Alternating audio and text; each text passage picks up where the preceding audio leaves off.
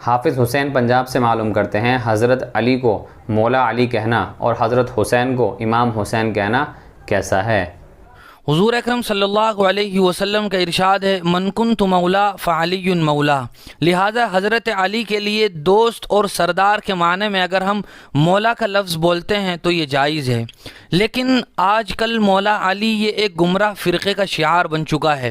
اور مولا علی کہنے کے پیچھے ان کا ایک خاص نظریہ اور کانسیپٹ شامل ہے جو اسلام کے لحاظ سے بالکل غلط اور باطل ہے۔ وہ یہ کہ وہ لوگ حضرت علی رضی اللہ تعالیٰ عنہ کے بارے میں یہ کہتے ہیں کہ وہ حضور اکرم صلی اللہ علیہ وسلم کے بعد بلا فصل خلیفہ تھے، یعنی حضرت ابوبکر، حضرت عمر، حضرت عثمان ان کا خلیفہ ہونا یہ غلط تھا، براہ راست حضرت علی خلیفہ تھے لیکن زبردستی دوسروں کو خلیفہ بنا دیا گیا۔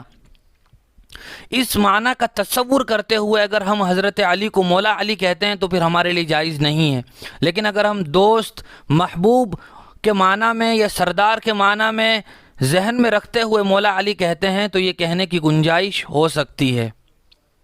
یہی حال امام حسین کہنے کا بھی ہے۔ امام کے معنی ہوتے ہیں لغت میں پیشوا کے، مقتدا کے۔ ہم کسی بزرگ کو اور دینی رہنما کو امام کہہ سکتے ہیں،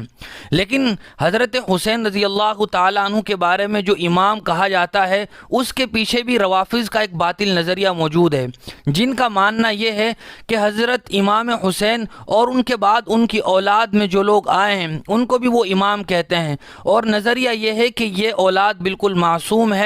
ان سے کوئی گناہ سرزد نہیں ہو سکتا، بلکہ بسا اوقات وہ ان کو انبیاء کا درجہ دیتے ہیں۔ لہٰذا اس